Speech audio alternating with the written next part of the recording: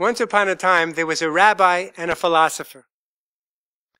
One day, the philosopher came to the rabbi in his study, and he saw wall-to-wall books and important-looking scrolls scattered around on the rabbi's desk. And he asked the rabbi, "Rabbi, could you answer a question?" So the rabbi looked up, and he said, "Sure.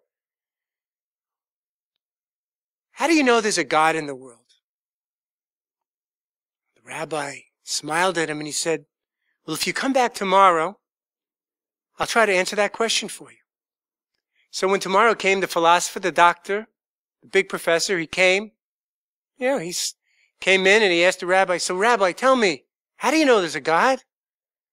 And the rabbi took one of the scrolls on his desk and he handed it to the philosopher and he said, "Read this."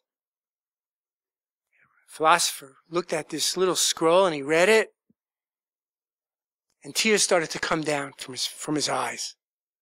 He was so moved by it. He said, "Rabbi, who wrote this poem?" And the rabbi said, "Nobody wrote it." And the philosopher said, "Well, that's impossible. This is one of the most sublime, lofty poems that I've ever read. I must know who is the author." And the rabbi said, "There's no author. Nobody wrote it." "Are you mocking me, Rabbi? Are you making fun of me?" "No, I'm not. Do you see that cat?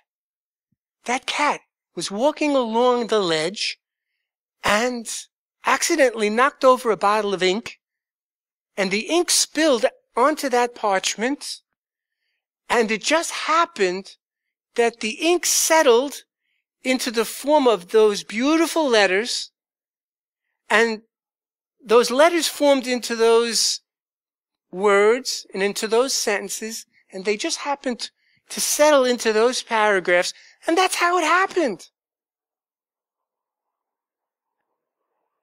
The philosopher said, "That's impossible." And then the rabbi stood up and said, "Well, if you don't believe that this poem was created by accident, look around you, doctor. Look at the solar systems and the galaxies and the billions of galaxies that go on and on forever.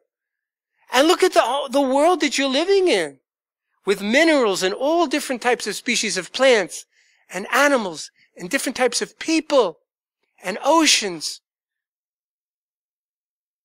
Do you think it created itself?" This is Dr. Zev Ballin. Remember, if you want to live strong, live with Emunah. We'll see you next time.